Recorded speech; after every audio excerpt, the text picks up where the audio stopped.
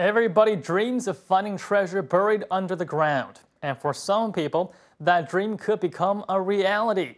Take Steve Otley, for example, the heating technician that found $300,000 worth of gold under the floorboards at a home that he was working on. Too bad the house didn't belong to him, and he was upright enough of a man to return his findings to the property owner. And now it seems that his story has made its way to China, and people are talking about Steve, about the gold, and who the gold should belong to. Although many agree that what Steve did was a good thing, returning the gold to the homeowner, but many also argued against it, since the current tenants who bought the home secondhand aren't the rightful owners either. While others admitted that if they had been in his shoes, they might not have been as honest as Steve. And here's what some of them had to say. I can't understand why the worker needs to return the gold to the current owner. Shouldn't it go to the previous owner of the house? I'm not sure if I'd be as honest as this guy. I think I'd be very tempted to just take the gold and go. I think the owner should give one bottle of the gold to the man as a reward. The worker must be a very good person. I bet he sleeps very well at night. Yeah, I think he deserves a little token of appreciation as well. A $300,000 fine is a pretty big payday, and a 10% finder's fee sounds about right. Now, while Americans have stories of people hitting it rich by finding treasures under the ground, including natural resources such as oil, now while the American counterpart is pretty much set for life and probably enjoy a life of leisure with wacky hijinks, like on that show The Beverly Hillbillies, Chinese farmers usually get a pat on the back, if they're lucky. Now, during the spring of 2012, a villager in China's Sichuan province, that's the place with all the pandas, went out for a stroll around his farm and noticed that at a particular area, the air was especially fragrant. Now, he suspected that a very rare and expensive type of wood, one that is associated with the fragrant smell, could be buried underneath the soil.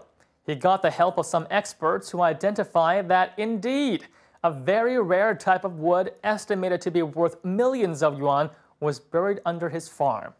The villager contracted a company outside the village to come and dig it up for him. But all that ruckus got the attention of the local government, who stepped in and claimed that since all the land in China is the property of the government, the treasure underneath also belongs to the government.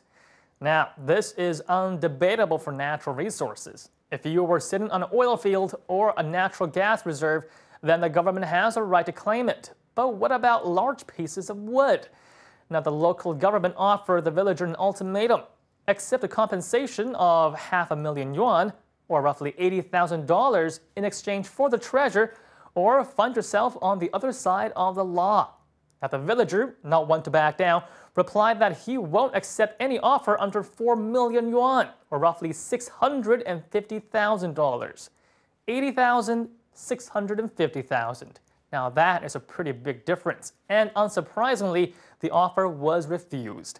The villager has since filed a lawsuit to claim his find, but how would the case turn out? Well, we'll have to wait and see. But it does make Steve Otley's experience seem more pleasant in comparison. At least there were no lawsuits, and it helped Chinese Weibo users understand a little more about America.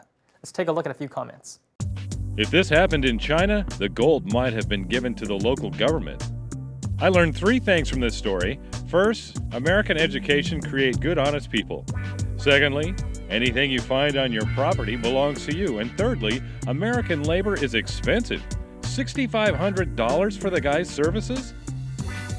Well, at least now Weibo users know how much it would cost to hire a heating technician in America. Now, at those prices, I don't think Steve needs any jars of gold. Anyways, besides semi-rare petrified trees, there are other, more humorous stories of unearthed treasures in China as well, such as this one village that unearthed what could have been a very rare mushroom. They got a reporter out there to verify it and everything, so it must be true, right? 现在通过镜头呢，可以看到这个东西啊，长得非常像一个菌类。那这个两边呢都是有这个蘑菇头的形状，上面呢是有一个我们可以看到像嘴巴的东西，而下方呢则是一个小孔，是直接通透的。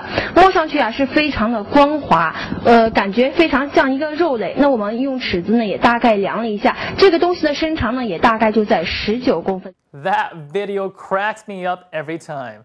How did it get there? Do Chinese rural villagers have access to those things? Was it used? Was the reporter really oblivious to what she was holding? Unanswered questions. But one thing's for sure, I don't think anyone would fight for the right to claim that.